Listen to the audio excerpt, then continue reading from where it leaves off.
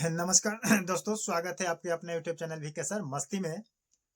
आज हम लोग बात करेंगे एसआईआर और डिटेंशन को लेकर के, क्योंकि डिटेंशन को लेकर के इतना ना अफवाह फैलाया गया है ताकि सभी लोग घबरा चुके हैं, समझे कि नहीं। और डिटेंशन कोई बड़ी बात नहीं है। डिटेंशन नोटिस को लेकर के सभी लोग परेशान है कि एसआईआर के बाद जो डिटेंशन काम होगा, लिस्ट नोटिस जो भेजा जाएगा वो किस रूप में भेजा जाएगा, किसको भेजा जाएगा, समझे कि नहीं। तो इन अफवाहों से मैं आप लोग को इतला कर दूं कि अफवाहों में ना फंसे। और मैं आपको क्लियर बताने जा रहा हूं कि एसआईआर के साथ और डिटेंशन की प्रक्रियाएं क्या क्या है और आपको क्या क्या करना होगा, क्या क्या करना है कि नहीं। ज्यादा कुछ आपको नहीं करना है, ज्यादा घबराने की आवश्यकता नहीं है। सबसे जरूरी बात जान लेते हैं कि वोटर लिस्ट नागरिकता का सबूत नहीं है और वोटर लिस्ट से नाम न होने पर यह साबित नहीं करता है कि आप भारत के नागरिक नहीं है।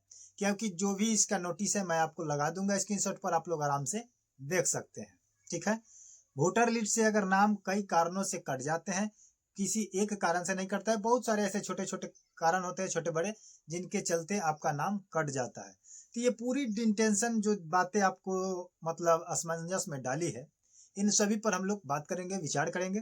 तो आप लोगों से रिक्वेस्ट है कि आप हमारे चैनल पर अगर नए हैं तो चैनल को सब्सक्राइब करके बेल आइकन को प्रेस कर ले, ताकि आपको समझने में कोई दिक्कत ना हो, कोई परेशानी ना हो। सबसे पहले जान लेते हैं कि एसआईआर की महत्वपूर्ण तारीख क्या क्या है। फर्स्ट नंबर में कह रहे हैं कि 26 दिसंबर की एसआईआर की अंतिम तिथि है।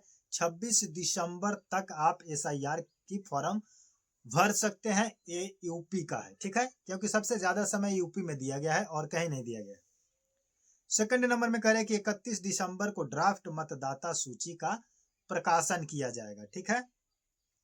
उसके बाद कह रहे हैं कि 31 दिसंबर 2025 से 30 जनवरी 2026 तक दावे आपत्ति किए जाएंगे और 28 फरवरी को अंतिम प्रकाशन जारी कर दिया जाएगा। ये तो बात मालूम है आपको। अब बात करते हैं कि सत्यापन का आधार क्या होगा। देखिए यहाँ पर लिखा है कि मतदाताओं को दो समूह में रखा जाएगा, दो कैटेगरी में रखा जाएगा। एक कैटेगरी ये होगा जिनका नाम 2003 के लिस्ट में है और जिनका नाम 2025 के एसआईआर में भी है और इसका मामला सामान्य होगा। यानी कि फर्स्ट कैटेगरी ये होगा कि जिन व्यक्तियों का नाम 2003 के लिस्ट में है और 2025 की एसआईआर के लिस्ट में भी है, तो इसका मामला सामान्य रहेगा, इसमें कोई मतलब ज्यादा तुलतमान नहीं है। लेकिन कैटेगरी 2 का बात कर लेते हैं कि जिनका नाम 2003 में नहीं था लेकिन उनका नाम 2025 में आ चुका है, जुड़ चुका है, तो उनका वेरिफिकेशन किया जाएगा, एसआईआर वेरिफिकेशन होगा। उस कैटेगरी में नोटिस जाएगा, इन लोगों को जाएगा, सभी लोगों को नहीं जाएगा। और किस प्रकार का नोटिस जाएगा ये भी हम लोग बात करते हैं, ठीक है। इसमें लिखा गया कि 2003 और 2025 की वोटर लिस्ट का मिलान किया जाएगा। जो चुनाव आयोग के माध्यम से 2003 की वोटर लिस्ट है और नए जो जुड़े गए हैं 2025 के लिस्ट हैं, इन दोनों को मिलान किया जाएगा और दोनों को मिलान के बाद देखा जाएगा कि जितने लोग 2003 में हैं और 2025 में भी है उनको कोई भी दिक्कत नहीं है, कोई परेशानी नहीं है। बट अगर 2025 में केवल नाम आपका है तो यहाँ पर आपका सूचना जारी है, यहाँ पर सूचना जाएगी, नोटिस जाएगा। बट नोटिस किस प्रकार से जाएगा ये भी बात हम लोग करेंगे। तो नोटिस देखिए एक बीएलओ के माध्यम से जाएगा जिसको भौतिक सत्यापन बोलेंगे या फिजिकल वेरिफिकेशन बोलेंगे। इसमें क्या होगा कि सामान्य मामला रहेगा अगर व्यक्ति मौके पर मिलता है, यानी कि जैसे मान लीजिए कि आपके घर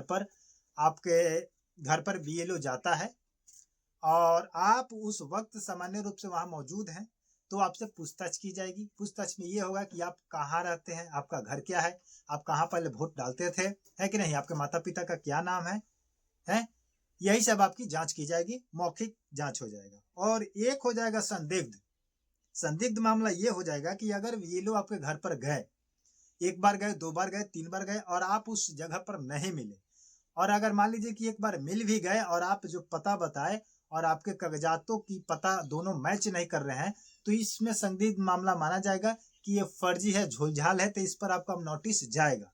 बट नोटिस किस प्रकार से जाएगा, एक तो हो जाएगा मौखिक सूचना, दूसरा हो जाएगा वेरिफिकेशन स्लिप और तीसरा हो जाएगा औपचारिक नोटिस। मौखिक सूचना वही हो गया जो सामान्य रूप से आपसे पूछताछ की जाएगी। दूसरा नंबर कह रहे हैं कि वेरिफिकेशन स्लिप, यानी कि आप उस जगह पर नहीं है, आपसे गए, वहां पर कुछ नहीं है और आप एसआईआर के फॉर्म भरे हैं, तो आपके लिए पूरे दस्तावेज की जानकारी के लिए, पूरे वेरिफिकेशन के लिए आपके दरवाजे पर स्लिप जाएगा, नोटिस जाएगा। और एक है औपचारिक नोटिस। एक औपचारिक नोटिस हो गया, कोई कोर्ट से या कोई मतलब चुनाव आयोग की तरफ से नहीं जाएगा, एक औपचारिक नोटिस जाएगा। मान लीजिए कि आपके दस्तावेज में कोई प्रॉब्लम है, प्रूफ में प्रॉब्लम है, आपके एड्रेस में प्रॉब्लम है, इन सभी चीजों को मैच नहीं कर पा रहा है, तो उसको डिटेंशन जगहों पर रखा जाएगा और उसको सुधार किया जाएगा, जांच किया जाएगा। समझे कि नहीं? तो ये कोनो बहुत बड़ा इशू नहीं है जो डिटेंशन को लेकर के आप लोग परेशान है।